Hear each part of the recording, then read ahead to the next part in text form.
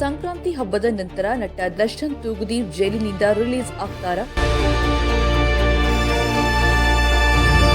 Kannada cinema ರಂಗದಲ್ಲಿ ದೊಡ್ಡ ಹೆಸರು ಸಂಪಾದಿಸಿ ಅಭಿಮಾನಿಗಳ ಹೃದಯ ಗೆದ್ದು ಡಿ ಬಾಸ್ ಎಂಬ ಬಿರುದು ಪಡೆದಿದ್ದ ನಟ ದರ್ಶನ್ ತೂಗುದೀಪ್ ಅವರು ಸಂಕಷ್ಟದಲ್ಲಿ ಇದ್ದಾರೆ. ಹೀಗೆಲ್ಲ ಇದ್ರೂ ಅಭಿಮಾನಿಗಳು ಅವರ ಕೈ ಬಿಡದೆ ಡೆವಿಲ್ ಸಿನಿಮಾವನ್ನ ಗೆಲ್ಲಿಸಿದ್ದಾರೆ. ಹಾಗೆ ನಟ ದರ್ಶನ್ ತೂಗುದೀಪ್ ಅವರು ಇನ್ನಷ್ಟು ಸಿನಿಮಾ ಮಾಡಬೇಕು, ಹೊರಗೆ ಬಂದು ಅಬ್ಬರಿಸಬೇಕು ಎಂಬ ಭಾರೀ ದೊಡ್ಡ ಆಸೆ ಮತ್ತು ಕನಸು ಇಟ್ಟುಕೊಂಡಿದ್ರು. ಜನವರಿ 15ಕ್ಕೆ ನಟ ದರ್ಶನ್ ತೂಗುದೀಪ್ ಅವರು ಜೈಲಿಗೆ ಹೋಗಿ 6 ತಿಂಗಳು ಮುಗಿಯಲಿದೆ.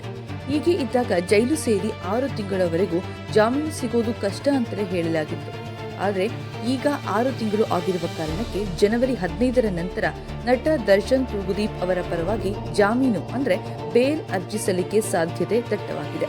ಜಾಮೀನಿಗಾಗಿ ಮತ್ತೆ ಮೊರೆ ಹೋಗುವ ಸಾಧ್ಯತೆ ಹೆಚ್ಚಿದ್ದು, ಬಹುತೇಕ ನಟ ದರ್ಶನ್ ತೂಗುದೀಪ್ ಅವರಿಗೆ ಜಾಮೀನು ಸಿಗುತ್ತೆ ಎಂಬ ಭರವಸೆ ಅಭಿಮಾನಿಗಳಲ್ಲಿ ಮೂಡಿದೆ.